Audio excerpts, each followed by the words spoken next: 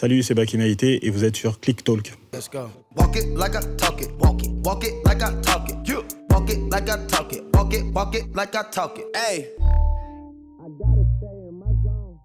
Baki Maïté, bienvenue chez Click. Merci de me recevoir. Tu es connu pour être un joueur de rugby professionnel. Tu as évolué dans différentes équipes et différentes compétitions. Tu as un peu plus d'une quinzaine d'années de carrière derrière toi. On te reçoit aujourd'hui pour un livre, Les Chiffons Bleus, paru aux éditions Seuil. Dans ce livre, tu racontes qu'au printemps 2020, au début de l'épidémie de Covid-19, donc lors du premier confinement, tu as mis ta carrière de rugbyman sur pause, les compétitions sportives s'étant de toute façon arrêtées, et tu t'es porté volontaire pour travailler dans un hôpital en tant qu'homme de ménage. Pourquoi tu as pris cette décision ? C'est une opportunité qui s'est présentée à moi. En fait, j'étais confiné chez ma sœur et son beau-frère, qui cherchait des gens pour aller travailler à l'hôpital, l'a appelé. Son fils, donc mon neveu, a proposé d'y aller. Et moi, j'ai surpris la conversation et je lui ai emboîté le pas. Donc, c'était pas ma décision, c'était la sienne. Mais on a décidé d'y aller ensemble. C'était un peu quelque chose d'impulsif. Mais encore une fois, c'était une opportunité et on a sauté sur l'occasion. C'est ton neveu qui a 19 ans, je crois, qui t'a inspiré à faire ce geste-là. Ouais. J'ai trouvé ça ouf qu'à son âge, il ait envie de faire ça. Et j'ai trouvé ça vraiment beau. Et du coup, je lui ai emboîté le pas, ouais. Et tu ne te voyais pas rester inactif aussi, il me semble. Ouais, c'est vrai que j'ai tendance à faire plein de choses tout le temps. Et le confinement, c'était une perspective que j'envisageais difficilement. Et quand j'ai eu cette opportunité, on n'a pas réfléchi. Tu écris dans le livre que c'était un défi personnel, sans ambition cachée ni savant calcul. Est-ce que ça fait partie des défis les plus forts que tu t'es lancé dans ta vie ? Au fur et à mesure, ça en est devenu un. Encore une fois, quand j'ai pris la décision, je ne savais pas du tout à quoi m'attendre. Je ne savais même pas dans quel hôpital j'allais aller travailler. Et effectivement, au quotidien, au fur et à mesure, je me suis rendu compte de l'ampleur de la tâche. Et effectivement, je me suis dit qu'il fallait que je relève ce défi-là sans me plaindre et sans complainte. Et c'est vrai que c'était dur. Je ne sais pas si c'était le plus dur défi que je me suis lancé, mais en tout cas, c'était pas facile. Donc pendant des semaines, tu as troqué ton ballon ovale pour les chiffons, tu as arpenté les couloirs, donc tu écris que tu désinfectais les poignées de porte, les interrupteurs, les extincteurs. Et tu écris aussi que c'était un choix, une envie qui se transformeront en une implacable routine, mais jamais en asservissement. Comment est-ce que ça n'est pas devenu une forme d'asservissement ? Parce qu'il y avait tellement de choses autour de moi dans cet hôpital qui faisaient que c'était... Effectivement, le travail en lui-même était très routinier et je faisais tout le temps la même chose. J'avais mon circuit et j'en dérogeais pas et je faisais tout le temps dans le même ordre. Mais j'ai rencontré des gens, les soignants, mes collègues de travail, les patients, et c'était toujours plein de surprises tous les jours. Et du coup, c'est comme ça que c'est pas devenu un asservissement. Et il y avait... Très honnêtement, c'était dur, mais la veille, je languissais d'y retourner le lendemain parce que je savais que ce qui m'attendait, c'était chouette. Je trouve que c'est vraiment une des choses qui transparaît quand on lit le livre, c'est ce côté vraiment voir les choses du bon côté. Est-ce qu'il n'y a pas un moment au début où tu t'es dit dans quoi est-ce que je me suis embarqué en fait ? Si, il y a eu un contre-coup. Effectivement, au bout de quelques jours, avec la fatigue, je me suis dit qu'est-ce que je fais là en fait ? Pourquoi j'ai pris cette décision-là ? Pourquoi je suis venu côtoyer cette maladie dont on ne savait pas grand-chose à ce moment-là. Et le soufflet est un peu retombé, effectivement. Mais ensuite, il y a eu un rebond et on est reparti de plus belle. C'est intéressant aussi ce que tu dis, parce que donc, tu es rugbyman professionnel et tu dis que ça t'a vraiment épuisé en fait, de faire ce travail d'agent d'entretien. Ouais. Est-ce que ça t'a surpris d'être épuisé par ça ? Oui, ça m'a surpris parce que je ne m'y attendais pas. Je savais que je ne doutais pas de la pénibilité de ce métier, mais je ne savais pas que c'était aussi physique parce qu'effectivement, il faut se déplacer, il faut tirer un sac rempli de chiffons sales pour moi, il faut pousser un chariot pour d'autres, il faut passer le balai. Il y a des positions qu'on répète tous les jours inlassablement et c'est vrai qu'au bout d'un certain temps, des petites douleurs qui apparaissent dans l'épaule à force de répéter les mêmes gestes. Et puis le chemin qui est parcouru dans l'hôpital. Et je le raconte dans le livre, je faisais 10 km par jour en marchant. Et je ne sais même pas si je les faisais, les 10 km sur un entraînement. Donc effectivement, j'ai été surpris, oui. Dès le début du livre, ton physique il contraste avec celui des gens qui occupaient ton poste normalement. Il y a ce décalage aussi entre Ta carrure de colosse et ce virus minuscule qui est en train de terroriser la planète, est-ce que ça t'a forcé à faire preuve d'humilité ? Je sais pas, mais en tout cas, j'essayais de ne pas me faire voir. J'essayais de me faire le plus petit possible, malgré que les gens me voyaient. Et j'essayais d'être discret. Il y avait aussi le fait d'être dans un endroit dans lequel on n'est pas habitué à être. Et cette relation entre soignant et patient, que moi, je ne voulais pas interrompre, je ne voulais pas interférer là-dedans. Alors, je me faisais le plus discret possible. Et du coup, j'étais là pour remplir une mission, entre guillemets, et je m'attachais uniquement à ça et pas au reste. C'était vraiment quelque chose qui était totalement détaché du rugby. Pour le coup, tu étais là vraiment pour occuper ce poste-là, quoi. Exactement. Tu compares aussi dans le livre ton travail à celui du héros d'un monument de l'histoire du cinéma. On regarde.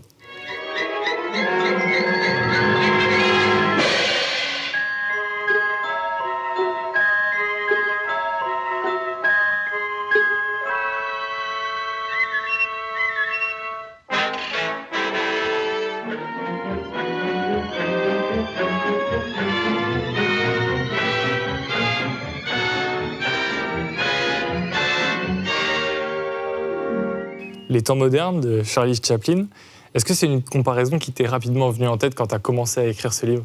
Ou même quand tu as commencé à travailler d'ailleurs ? Quand j'ai commencé à travailler. Encore une fois, je te le disais tout à l'heure, j'ai vraiment fait la même chose tous les jours, 6 jours sur 7, jusqu'à un moment où on m'a enlevé un étage. Mais je faisais tous les jours la même chose. Je passais sur les mêmes rampes au même moment, sur les mêmes interrupteurs au même moment, sur les mêmes poignées de porte au même moment. Donc, et en plus, je m'étais enfermé là-dedans et je ne voulais pas qu'on me perturbe. Et souvent, des fois, quand je croisais des patients ou des soignants ou des collègues de travail, je reprenais toujours là où je m'étais arrêté. Et voilà, alors des fois, on me proposait de faire autre chose et tout. J'essayais, je disais non, moi, je veux continuer dans cette routine-là. Et effectivement, ça m'a fait penser à ce film de Charlie Chaplin. T'es vraiment rentré dans ce rôle un peu robotique. Exactement. Ouais. J'étais en mode pilote automatique et je faisais ça comme ça. Tu écris que tu t'es devenu un simple nettoyeur de l'infime, un homme désormais invisible, militant de cette discrète armée des ombres, dont la principale fonction était de ne laisser aucune trace de son ouvrage. En tant que rugbyman, tu as été capitaine. Là, en tant qu'agent d'entretien, tu étais au plus bas de l'échelle. Comment est-ce que tu as vécu ça, le fait de recevoir des ordres, par exemple ? J'avais aucun problème avec ça parce que avant d'être rugbyman, on est un homme et on a une histoire moi, j'ai commencé le rugby sur le tard et c'est vrai que cette expérience, c'était une parenthèse, mais ça découlait aussi de l'éducation que j'ai eue et de mon histoire. Et j'avais pas spécialement de problème avec ça. C'est vrai que dans le rugby, je l'ai dit par ailleurs, j'ai toujours aimé avoir des responsabilités. On m'a souvent donné le capitanat. Et le fait de me retrouver à faire ce métier-là et être dans d'autres dispositions m'a posé aucun problème. Tu parles de l'éducation que tu as reçue. Tu expliques dans le livre que ta maman a elle-même été agent d'entretien. Est-ce que ce défi-là, c'était aussi une façon de lui rendre hommage quelque part ? Il y avait de ça, forcément. Il y avait forcément de ça. Et je me souviens d'une phrase que mon neveu Zacharia, il a dit quand on est rentré après 2 ou 3 jours. Il m'a dit « Je ne pensais pas que c'était aussi dur ». Et quand on est enfant, on a conscience que ses parents ils partent au travail. On sait qu'ils travaillent, mais on n'a pas conscience de la difficulté de leur travail. Peu importe le travail d'ailleurs. Et on sait juste que nos parents vont travailler pendant que nous on va à l'école. Et moi, ça m'est arrivé une fois d'être emmené par ma mère sur son lieu de travail. Donc je l'ai vu faire, mais j'avais aucunement conscience que ce soit aussi dur. Et quand j'ai commencé là-dedans, effectivement, il y avait quelque part, c'était une façon de lui rendre hommage. Ça t'a permis aussi de te rendre compte du sacrifice qu'elle avait fait pour tes frères, tes sœurs et toi ? Effectivement, et avec des horaires qui sont très compliqués, parce qu'il y a une amplitude horaire grave. Moi, je me souviens qu'elle partait très tôt le matin, puis elle avait un trou, et puis elle repartait tard le soir, et c'était à l'autre bout de Paris à chaque fois, et effectivement, on se rend compte, quand on est enfant, on a l'impression que tout nous est dû de la part de nos parents, et c'est une fois qu'on rentre dans l'âge adulte qu'on se rend compte de ces choses-là. Encore plus quand on a la possibilité d'exercer le métier de ses parents. Quand tu lui as dit que tu te lançais dans ce défi-là, que tu allais être homme de ménage dans un hôpital, comment est-ce qu'elle a réagi? Comment vous avez échangé ensuite? Alors, ça n'a pas été très très bien pris. Il y avait deux choses, je pense, qui se sont mélangées chez elle. La crainte de cette maladie, clairement. Elle se demande qu'est-ce que son fils va faire dans un hôpital en pleine pandémie. Elle avait déjà eu peur parce que je rentrais de l'étranger, elle avait eu peur que je ne puisse pas rentrer. Et une fois que j'étais rentré, 2 jours après, je partais travailler dans un hôpital. Donc, elle ne comprenait pas. Et puis, il y avait aussi cette question t'en parlais tout à l'heure, d'ascension sociale, où son fils était joueur de rugby professionnel. Qu'est-ce qu'il allait faire comme homme de ménage? Le métier qu'elle allait exercer, parce qu'elle n'avait pas eu le choix, en fait. Elle est issue de l'immigration, elle est arrivée en France, elle a occupé ce métier-là, comme beaucoup d'autres, parce que c'était la seule possibilité pour elle de gagner sa vie. Du coup, elle se demande, moi, avec toutes les possibilités, l'éducation qu'on a reçue et toutes les possibilités que j'ai eues, et là où j'étais socialement, elle ne comprenait pas que je veuille redescendre de cette échelle sociale. Est-ce qu'il y a eu un deuxième temps où elle a été fière de toi ou pas spécialement, vous êtes toujours resté un peu dans Si, je pense aussi qu'elle a été très fière dès le début. Mais elle n'a pas voulu me le montrer parce que je pense qu'elle voulait faire passer un message d'entrée en me faisant comprendre qu'elle n'était pas très contente que j'aille faire ça. Néanmoins, elle en était fière parce que quand elle a reçu des coups de fil de ses amis, de la famille qui après cette couverture médiatique, me voyaient un petit peu, effectivement, elle a éprouvé de la fierté que ce soit reconnu. Même si, pour elle, elle n'a pas du tout compris aussi pourquoi il y avait autant de battage médiatique sur cette histoire-là, parce que, encore une fois, ça découle de l'éducation qu'on a reçue, et voilà. Ta mère est arrivée en France, elle venait de Côte d'Ivoire. Est-ce que, quand on vient de l'immigration, on sent un devoir d'être encore plus exemplaire? Ouais. J'en ai parlé dans une lettre que j'avais écrite à ma mère à l'époque, que j'avais rendu public, où j'expliquais que ma mère nous a donné une éducation où il ne fallait pas qu'on oublie nos origines, mais elle voulait qu'on soit très français. Parce qu'elle n'avait pas la chance de l'être. Et elle a tout fait pour qu'on ne sorte pas des clous, entre guillemets. Elle voulait qu'on soit très ivoirien, mais elle voulait aussi qu'on soit très français. Donc, à la maison, on parlait le dialecte de chez moi, mais on était sommé d'avoir des bonnes notes à l'école en français. Il fallait vraiment pas faire de vagues, et c'est comme ça qu'elle nous a éduqués. Il y avait cette ambivalence-là, mais c'était très très important pour elle. Ouais. Et aujourd'hui, tu es toujours d'accord avec cette vision-là? Parfaitement. J'ai essayé de l'appliquer avec mes enfants à moi, et où je leur parle ma langue maternelle, mais j'ai aussi envie qu'ils soient reconnus comme des Français, ceux qu'ils sont d'ailleurs, et oui, c'est important. Durant ton expérience à l'hôpital, est-ce qu'il y a une rencontre en particulier avec un soignant, des patients, qui t'a particulièrement marqué? Il y avait une patiente que j'ai prénommée Hélène dans le livre. Elle m'a marqué parce que elle était jeune. J'étais dans un hôpital qui était spécialisé dans la gériatrie et la gérontologie. Et elle était là, elle était dans une unité de soins prolongés. Donc elle était jeune, et du coup elle m'a tout de suite marqué. Elle avait un handicap physique, et quand je l'ai vue, j'ai eu la même réaction que tout le monde. Quand on voit un handicapé, on ressent de la pitié pour eux et tout, alors que en vrai on ne devrait pas.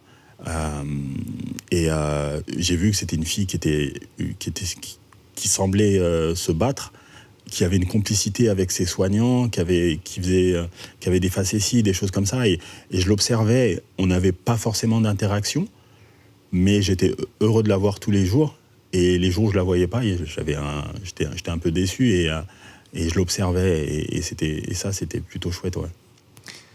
Durant les rares pauses que tu prenais sur tes journées de travail, tu avais un rituel. Tu allais voir les canards colverts qui se promenaient aux alentours de l'hôpital. Qu'est-ce que ça t'apportait d'aller observer ces animaux-là? Ça m'apaisait. C'était un truc qui datait pas de l'hôpital. Ça datait de l'époque où je jouais au Stade Français. Et c'est vrai que j'étais un peu dans le dur, je jouais pas beaucoup. Et j'habitais à Meudon, et j'avais un lac artificiel en bas de chez moi. Et il y avait beaucoup de canards, beaucoup de canards, beaucoup de colverts. Et quand ça n'allait pas, je descendais et j'allais m'asseoir au bord de ce lac, et je regardais les canards. je leur donnais à manger des fois. Et c'était un truc qui arrivait à me faire redescendre un peu la pression. Et j'ai développé un truc pour ces canards-là que j'ai retrouvé après dans l'hôpital. Il me semble même que tu en as adopté chez toi, non? Ouais. Donc c'est des canards de Barbarie pour le coup? Ouais, j'ai pris la décision pendant que j'étais à l'hôpital. Et quand j'ai retrouvé ce couple de colverts dans le jardin de l'hôpital, que j'allais en adopter. Donc j'ai été, quand je suis rentré, quand on s'est déconfiné, j'ai été à côté de chez moi voir un éleveur, récupérer 2 canetons, qui étaient destinés à être gavés et à faire du foie gras. Et je les ai récupérés et je les ai adoptés. Et aujourd'hui, ils ont bientôt 2 ans. Et c'est mes animaux de compagnie, comme les gens ont des chiens, des chats. Et moi, j'ai 2 canards. Mais est-ce que c'était par rapport à la symbolique qu'ils avaient, le souvenir que tu avais, ou est-ce que c'était vraiment, tu as développé une forme de tendresse ou de passion pour ces animaux-là particulièrement? J'ai développé un truc pour ces animaux-là. Et c'est un truc hyper réfléchi. Je ne l'ai pas fait sur un coup de tête. Je l'ai pensé, je l'ai étudié.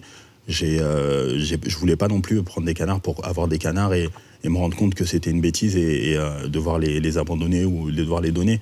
J'ai regardé comment il fallait les nourrir, comment il fallait les abreuver, comment il fallait les élever, si c'était des animaux où il y avait de la sociabilité.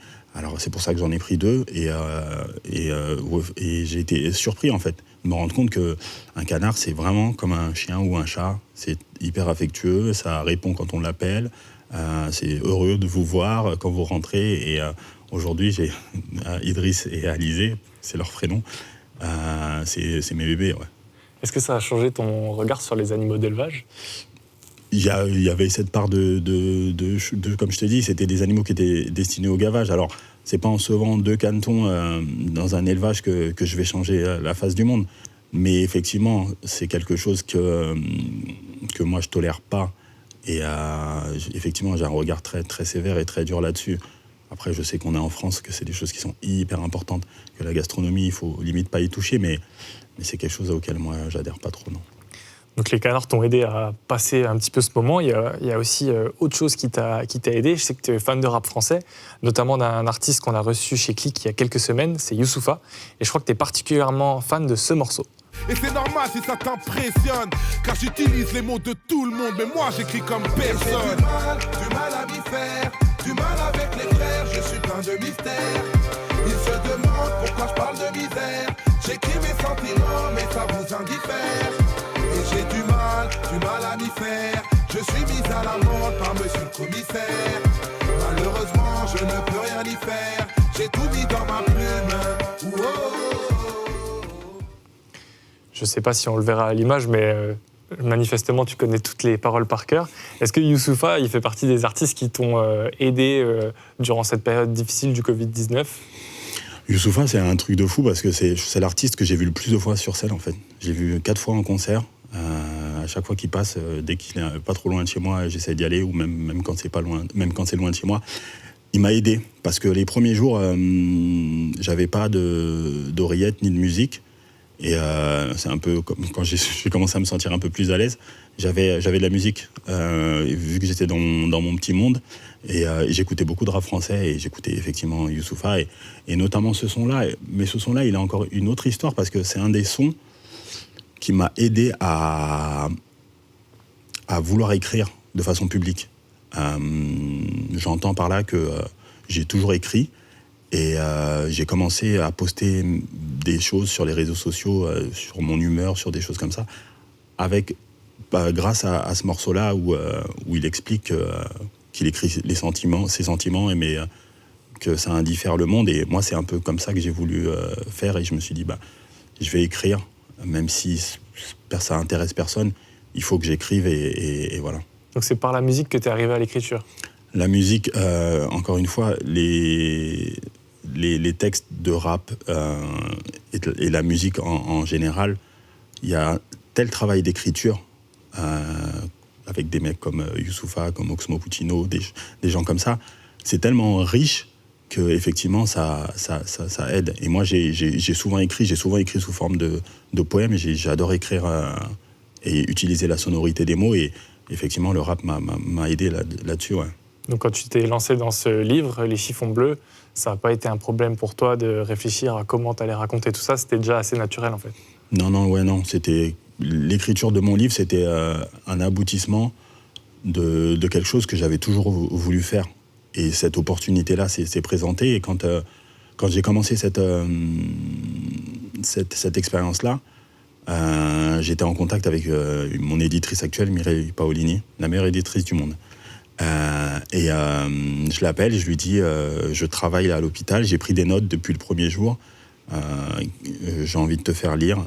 Elle m'a dit ok, elle a lu et elle m'a dit on y va. Et du coup j'ai continué à compiler des notes. Puis après il a fallu écrire le livre, ça n'a pas été évident. Ça a été très dur même parfois. Il y a un ami à moi qui s'appelle Rémi Fier, qui est un journaliste de l'équipe qui m'a aidé pour ordonner le livre, les chapitres, les choses comme ça, parce que j'étais pas écrivain. Et du coup, il m'a aidé là-dessus. Et c'était une expérience de fou. On le disait tout à l'heure, tu as passé une quinzaine d'années de ta vie en tant que rugbyman professionnel. Dans ce livre, tu écris « Gommé, oublié, effacé, je me fonds dans l'indétectable. Après les combats rudes et les mêlées fermées, les longues courses sur le pré et les troisièmes mi-temps enfiévrés. » Quelle est la dimension du rugby qui t'a le plus manqué quand tu étais à l'hôpital ? Évidemment, la convivialité et l'esprit d'équipe, de groupe. Même si on avait un groupe le matin au petit déjeuner, avant que chacun parte dans ses missions, je retrouvais cet esprit qu'on pouvait retrouver dans un vestiaire avant un entraînement ou après un match. Et on était là, tout le monde discute, ça rigole dans tous les coins et tout. Mais effectivement, moi, j'aurais pas pu performer dans un sport individuel et j'ai réussi à faire ce que j'ai fait dans le rugby. C'est parce qu'il y avait cette notion de groupe qui est hyper importante et ça m'a manqué, ouais. Je trouve que dans le rugby, il y a justement ces valeurs-là dont tu parles, d'entraide, de fraternité et de solidarité. On les retrouve encore plus que dans d'autres sports collectifs. Est-ce que c'est des valeurs que tu as aussi retrouvées dans le corps médical ? Ouais. Et au niveau du personnel hospitalier aussi. Exactement. Les ASH et les soignants, j'en parle dans le livre, il y avait une espèce d'osmose entre eux, où je raconte le chef, il est adoré par tous les soignants. Mariam et Swed, dès qu'elle croise une aide-soignante ou une infirmière, c'est quelque chose que j'imaginais pas comme ça. Et j'ai été agréablement surpris de voir qu'il y avait une entente vraiment incroyable entre toutes ces composantes. Et moi, j'étais juste spectateur privilégié de ça. Et c'est ce que j'essaie de raconter dans le livre. Au moment où on se parle, donc on est en pleine période d'élection, il y a plusieurs candidats qui ont proposé d'augmenter les budgets de la santé. Toi, dans ton livre, tu écris « C'était bien là une autre réalité que j'avais littéralement touchée du doigt, le manque criant de personnel. Pendant plusieurs semaines, j'ai pu mesurer à quel point le métier d'infirmier ou d'aide-soignant était dur, notamment à cause de cette pénurie de main-d'œuvre. Tu as vu l'hôpital en pleine crise, tu as vu notamment la réutilisation des surblouses, parfois même des sacs poubelles parce qu'il n'y avait plus de matériel. Qu'est-ce qui, à ton avis, pourrait permettre de soulager l'hôpital aujourd'hui ? Leur donner les moyens. J'ai vu une étude comme quoi une infirmière, en général, elles font plus carrière. Au bout d'un moment, elles sortent là rincées, elles sortent épuisées de ce métier-là et elles changent totalement de métier. Alors que c'est censé être des vocations, c'est quelque chose qu'on embrasse quand on est jeune et qu'on a envie de faire toute sa vie. Et on se rend compte que non. Et il faut donner des moyens, c'est une certitude. Et puis peut-être réorganiser ça d'une autre manière. Les moyens, c'est une chose, mais l'organisation et le regard que nos politiques portent sur l'hôpital d'une manière générale, ça en est une autre. Et je pense qu'il y a des choses à faire de ce côté-là, oui. Aujourd'hui, est-ce que tu as encore des nouvelles de tes collègues à l'hôpital ? Ah oui, on se voit régulièrement. Depuis 2 ans, j'ai dû aller les voir 4 ou 5 fois. Quand je suis de passage à Paris, j'essaye à chaque fois d'aller les voir. Je passe au moment du petit déjeuner, là où il y a tout le monde. On discute, on prend des nouvelles. Et puis on s'écrit souvent avec Swed, avec Mariam sur WhatsApp. On s'envoie des messages constamment. Et non, j'ai pas coupé le lien et c'est important. Et qu'est-ce qu'ils te racontent à propos de la situation actuellement ? Il n'y a pas grand-chose qu'à changer, en fait. Il n'y a pas grand-chose qu'à changer. Elles sont toujours dans la même galère, entre guillemets, où elles travaillent dur. Il n'y a pas forcément de reconnaissance. Il y en a même plus aujourd'hui. la reconnaissance, elle était là au plus fort de la crise parce que les gens se rendaient compte, vu que tout le monde était à la maison, à part eux, les gens se rendaient compte. Mais là, ils sont refondus dans la masse et voilà. Là, ça va faire à peu près 2 ans que tu t'es lancé ce défi-là. Si c'était à refaire, tu le referais ? Ah ouais, carrément. Mais encore une fois, je le dis et vraiment que les gens comprennent. Je ne serais pas allé à Pôle emploi pour dire est-ce que vous manquez d'agents d'entretien ? Non. C'est une opportunité qui s'est présentée et dans la vie, il y a des opportunités, il faut savoir les saisir et c'est ce qu'on a fait avec mon neveu. Et on était heureux de le faire, tout simplement. Heureux. Bah écoute, merci beaucoup Baki Meïté. Je rappelle que ton livre Les Chiffons Bleus, paru aux éditions Seuil, est toujours disponible en librairie. Merci beaucoup. Merci. Let's go. Walk it like I talk it. Walk it like I talk it. Walk it like I talk it. Walk it like I talk it. Hey.